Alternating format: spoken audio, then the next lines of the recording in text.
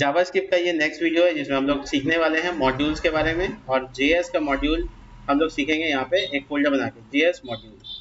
तो JS module को सीखने के लिए हम इस फोल्डर को वीएस कोड में डाल देते हैं और मॉड्यूल कैसे काम करता है एग्जैक्टली समझते हैं। देखो क्या है कि सबसे पहले तो हम लोग को जब जावास्क्रिप्ट कोड बहुत ज़्यादा हो जाएगा तो हम लोग एक्चुअल में कई फाइल में अलग अलग जगह रखेंगे और वहाँ से यूज़ करेंगे, या फिर पैकेज बना के स्टोर कर सकते हैं। बहुत बहुत तरीके हैं स्टोर करने के। तो index.html जो मेरा पेज होगा जहाँ अपना जावास्क्रिप्ट वगैरह करेंगे वो ये है बेसिक। ठीक है, यहाँ क्या सीख रहे हैं, जेएस मॉड्यूल सीख रहे हैं। तो कैसे काम करता है मॉड्यूल वो देख लेते हैं। सबसे पहले मैं बताऊँ, आपका जो लोकल सर्वर वगैरह है उसमें मॉड्यूल में आएगा एरर, यानी वो काम नहीं करेगा, एक्सपोर्ट इंपोर्ट नहीं होता है। तो आपको लगाना पड़ेगा कोई ऐसा लाइव सर्वर या कोई ऐसा इंजन जो npm का रन इंजन है, जैसे वीटा। तो ये नेक्स्ट जनरेशन का फ्रंट एंड टूल है, बहुत ज़बरदस्त काम करता है वीट। ठीक है, तो ये बेसिकली आपको इंस्टॉल करना पड़ेगा अपने पैकेज के पास। ठीक है, आपके कंप्यूटर में पहले से ये नोड होना चाहिए, जो कि हम उम्मीद करेंगे कि नोड जेएस आपके पैकेज में हो। तो आपको यहाँ पे बस सिंपली इसको डाउनलोड कर लेना है। ये रन टाइम इन्वायरमेंट क्रिएट करके देता है npm, जिसको नोड पैकेज मैनेजर बोलते हैं। आप यहाँ पे से LTS वर्जन यूज़ कर सकते हैं जो कि अभी 20.14 आ रहा है। ठीक है, डाउनलोड किया हुआ है ऑलरेडी मेरे पास, बस मुझे वीटा इंस्टॉल करना है। इस प्रोजेक्ट में वीटा इंस्टॉल करने का मतलब है कि आपको यहाँ पे आ जाना है, टर्मिनल पे क्लिक करना है, न्यू टर्मिनल पे क्लिक करना है। इसके बाद आपके पास टर्मिनल आ जाएगा, इसमें टाइप करना है npm इंस्टॉल वीटा। इंस्टॉल मतलब आई। ठीक है, तो ये वीटा इंस्टॉल होगा एक पैकेज के तौर पे। ये कुछ फाइल्स आपको यहाँ पे दे देगा, घबराइएगा मत, आपको काम करना है। ठीक है, तो अब आप इसमें मॉड्यूल्स कैसे डिजाइन कर सकते हैं उसको देखिए।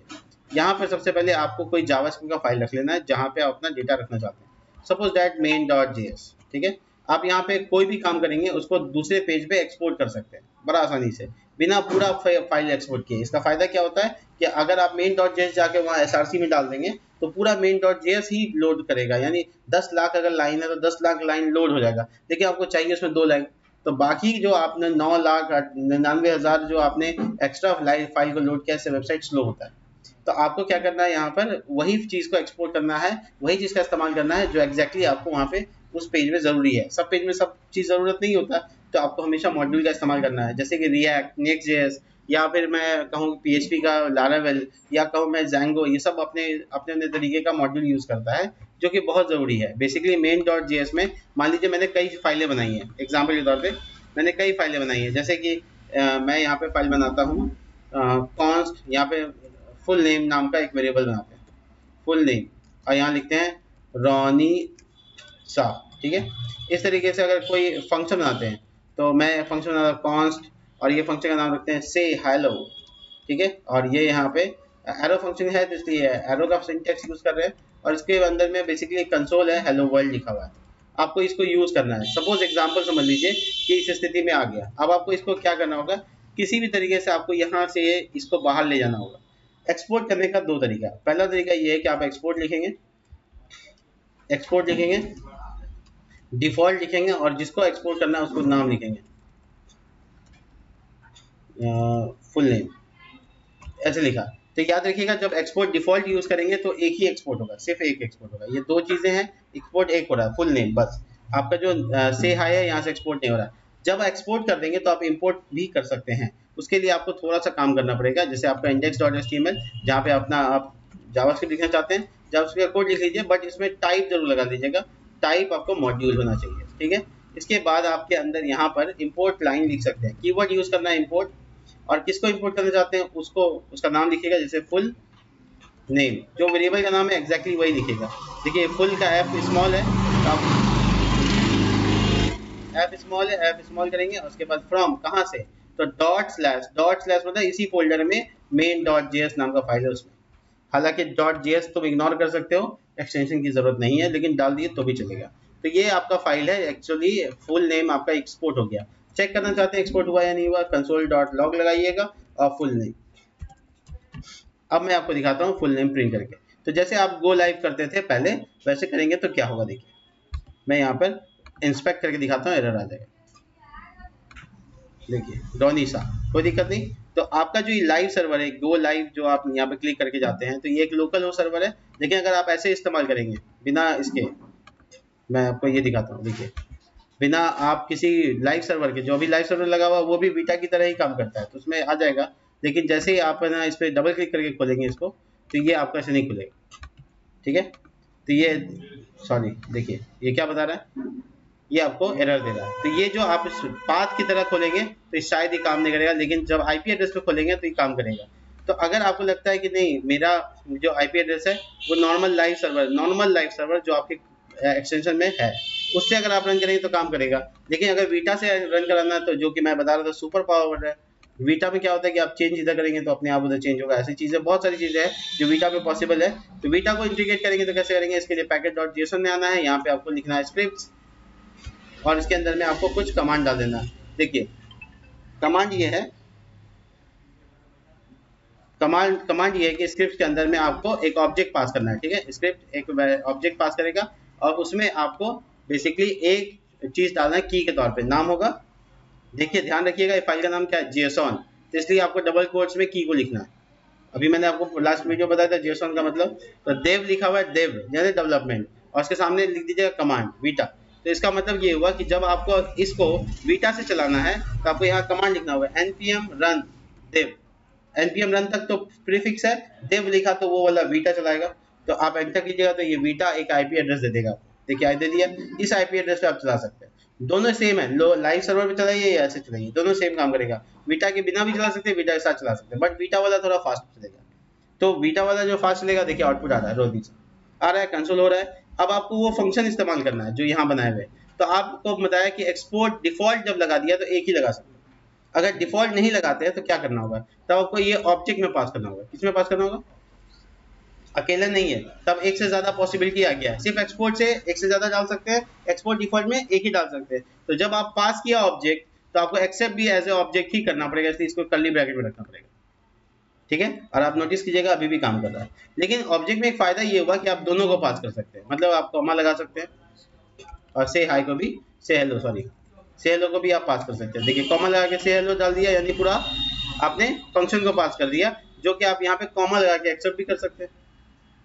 Full name exactly, sorry full name से हाय हेलो, माय बैड, ये नाम वही के अकॉर्डिंग होना चाहिए जो वहां पर है। अगर आपको नाम चेंज भी करना है तो मैं आपको बताऊंगा कैसे चेंज करना है। देखो से हेलो एक फंक्शन है जिससे आप छोटी ब्रैकेट लगा के इसको यूज कर सकते हैं। आप देखिए इसका आउटपुट आ रहा है हेलो वर्ल्ड, इसका मतलब ये काम कर रहा है। लेकिन आपका मन कर गया कि नहीं इसका नाम बदल देना, फुल नेम का नाम बदलना है, तो एज एफ एन एज लगा दिया, मतलब उसका एक नया नाम हो गया कोई, जो तो फुल नेम से भी यूज कर सकते हैं। देखिए फुल नेम भी रोनी आ रहा है और एफ एन लिखेंगे तो भी रोनी आएगा।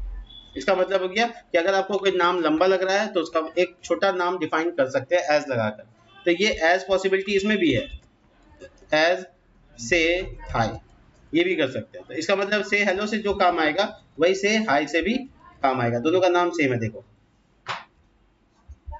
मैं रिफ्रेश कर रहा हूँ, अब वो नाम चेंज कर दिया तो गड़बड़ हो गया ना।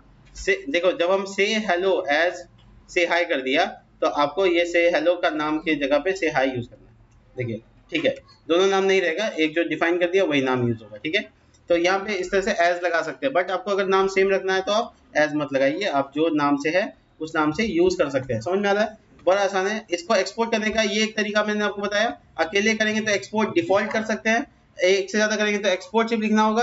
अगर आप ये लाइन को अवॉइड करना चाहते हैं तो मैं आपको बताऊं, ऊपर में इसके सामने सिर्फ एक्सपोर्ट कीवर्ड लगा दीजिएगा तो ये भी एक्सपोर्ट हो जाएगा, और इसके आगे लगा दीजिएगा तो ये भी, यानी ऑब्जेक्ट में एक्सपोर्ट हो जाएगा। तो आपको नीचे ऑब्जेक्ट बनाने की जरूरत नहीं पड़ेगी, ये ऐसे ही काम करेगा जैसे पहले कर रहा था, कोई दिक्कत नहीं। ठीक है, तो आप किसी एक को मान लीजिए इसमें से कोई एक इंपॉर्टेंट है उसको भी एक्सपोर्ट कर सकते हैं, एक्सपोर्ट डिफॉल्ट लगाकर। फॉर एग्जांपल आप यहाँ पे एड्रेस को, एड्रेस वेरिएबल है उसको आप पूर्णिया लिखते हैं, पूर्णिया बिहार। ठीक है, ये को आप एक्सपोर्ट डिफॉल्ट करना चाहते हैं, कर सकते हैं, कोई दिक्कत नहीं। ऐसा नहीं है कि वो दोनों नहीं होगा, वो दोनों एज ए ऑब्जेक्ट होगा, ये वाला अकेले जाएगा, ये वाला जो डिफॉल्ट वाला अकेले जाएगा। यानी इसको एक्सपोर्ट करने का तरीका ये होगा कि कॉमा लगा के आप यहाँ पे एड्रेस को डाल दीजिएगा, यानी एड्रेस अकेले आएगा, एड्रेस अकेले आएगा और जो आएगा वो डबल कर्ली ब्रैकेट में आएगा। तो आप एड्रेस को यूज करके देख लीजिए, यहाँ पे एफ एन प्लस एड्रेस लिख देते हैं, यानी फुल नेम के बगल में एड्रेस आना चाहिए। नहीं पेज रिफ्रेश करना पड़ेगा। देखिए आ गया पूर्णिया बिहार, इसका मतलब डेटा आ गया।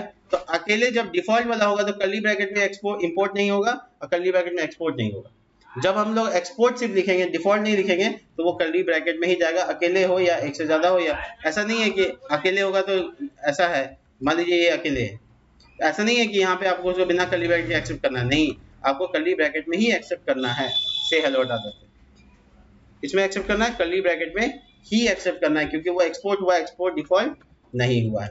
ये जावास्क्रिप्ट का ये तरीका जिससे हम लोग एक जगह से दूसरी जगह फाइल को रखकर यूज कर सकते हैं। किसी भी फंक्शन को कहीं भी रख लेंगे, कहीं से भी यूज कर लेंगे। मैं आपको एक एग्जांपल दिखाता हूँ, मैं अपने कोई प्रोजेक्ट पे एग्जांपल दिखाता हूँ जिसमें मैंने ऐसा कितनी बार जगह पे किया है। देखिए, चलिए दिखाते हैं। यहाँ देखिए एक्सपोर्ट डिफॉल्ट, देखा आपने, यहाँ पे मैंने इसको अकेला डिफॉल्ट किया।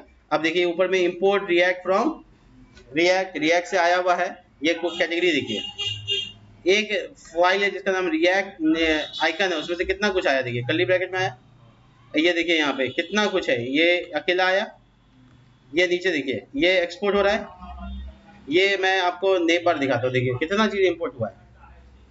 चलिए मैं और दिखाता हूँ, पेज डॉट जेएस लेआउट का पेज देखिए, ऊपर में देखिए इंपोर्ट हुआ है, यहाँ देखिए एक्सपोर्ट हुआ है। तो इंपोर्ट एक्सपोर्ट का खेल पूरे प्रोजेक्ट में चलता रहेगा। आप किसी भी पेज को खोल के देख लीजिए, किसी भी, अब मैं लाइब्रेरीज को दिखाता हूँ, तो कितना सारा होता है इसमें। मैं आपको एक्शंस का कोई फोल्डर दिखाता हूँ, देखिए